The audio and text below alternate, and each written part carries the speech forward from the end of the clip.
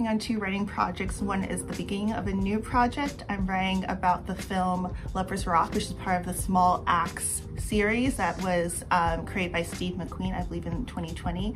And it's just one of my absolute favorite, most gorgeous dance films to watch.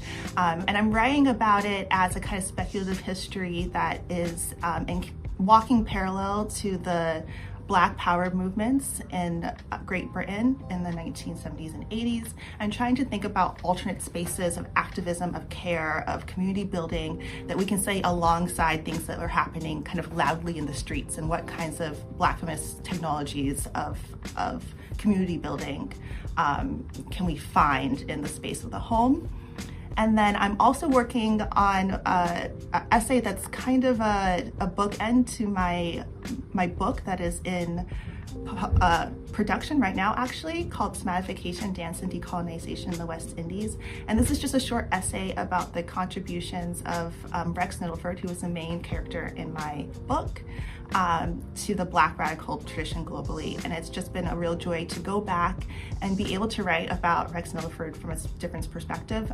Even though I still hope that this essay will be a kind of multifaceted kind of biographical essay about him, I am excited to be able to infuse some of the love and care and kind of closeness I have felt and grown just looking at his private letters, kind of spending so much time with him over the last few years. So I'm really excited to write about Nettleford in that way. I think the professor who kind of started my interest in history and Caribbean studies is Professor Devin Benson, who is a scholar of Cuba and the Cuban Revolution. And Devin, who is now still a mentor and a close friend, taught a class on the 1959 Cuban Revolution. And at the time I was an art major, I didn't really see myself as someone who was particularly erudite or like into history, but she brought so many amazing like cultural primary sources, artistic primary sources. She loves a comic, a political comic, and she loves incorporating music into her classes. And she just introduced me to the fact that you could focus on the Caribbean, that was even a possibility. And she served as my Mellon Mays advisor for my history thesis in undergrad, and just really made me feel like there was a space for someone like me in academia. So definitely her, and maybe to Neil Roberts, who taught a class on Rastafari, and that I think I took like my sophomore year, and that was so cool and so fun, and maybe the first time I had ever seen Jamaica centered in an academic setting, and he really, really inspired me to think about freedom in new ways.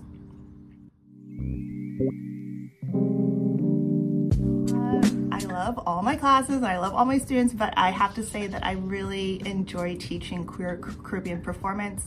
It's a course that I started teaching at Yale. I've taught every year that I've taught here, and it feels every time like it's a new exploration, like my students and I are charting a new field, and they surprise me every time with their creativity. They do this assignment called Embodied Book Club, where they read a book and then they have to create an interactive score for all of us to do together, and to think about how what we read lives in our bodies, how what we learn can be made into political action. And so that's like my absolute favorite assignment. The class that I'm really looking forward to teaching next semester is the Performing Studies Working Group class, and the theme this year is Sounding Dance. And I'm co-teaching with one of my dear friends and collaborators and absolute favorite teachers, Amira Nimji in the Department of Music.